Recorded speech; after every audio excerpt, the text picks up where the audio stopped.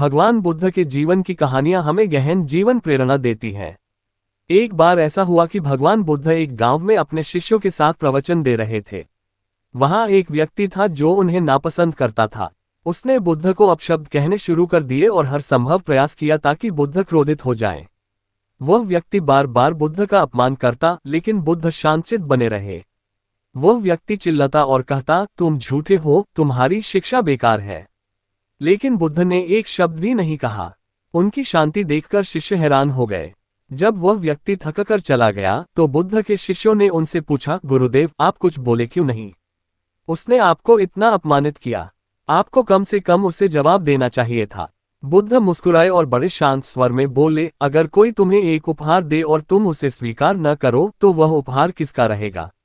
शिष्य थोड़ा सोचकर बोले, अगर हम उपहार स्वीकार न करें तो वह देने वाले का ही रहेगा।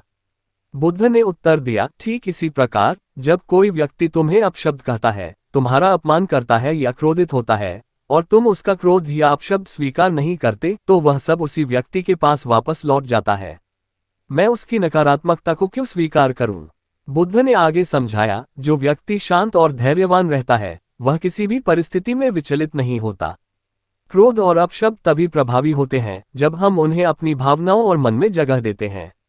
लेकिन अगर हम अपने मन को खाली और शांत रखें तो कोई भी नकारात्मकता हमें प्रभावित नहीं कर सकती। बुद्ध की इस कहानी का सार यही है कि यदि हम अपने जीवन में क्रोध, घृणा और नकारात्मकता से बचना चाहते हैं तो हमें अपनी प्रतिक्रियाओं पर ध्यान देना होगा। जब तक हम दूसरों की बातों को अपने मन में जगह देते रहेंगे, तब तक हम अपने मन की शांति खोते रहेंगे। लेकिन यदि हम बुद्ध की तरह शांत और धैर्यवान बने तो जीवन में कोई भी नकारात्मकता हमें हानि नहीं पहुंचा सकती। इस कहानी से हमें ये भी सीख मिलती है कि परिवर्तन भीतर से शुरू होता है। जब हम स्वयं को बदलने का संकल्प लेते हैं और शांतिपूर्ण जीवन की ओर बढ़ते हैं तो हमारा व्यवहार दूसरों को भी प्रेरित करता है। भगवान बुद्ध ने न केवल शब्दों से बल्कि अपने आचरण से भी यह संदेश दिया कि मन की शांति ही सच्चा सुख है।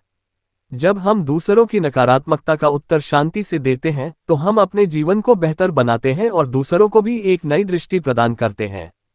इस कहानी से हमें ये समझना चाहिए कि हर परिस्थिति में अपनी शांति बनाए रखना ही सच्ची बुद्धिमानी है। परिवर्तन बाहर नहीं, भीतर से शुरू होता है।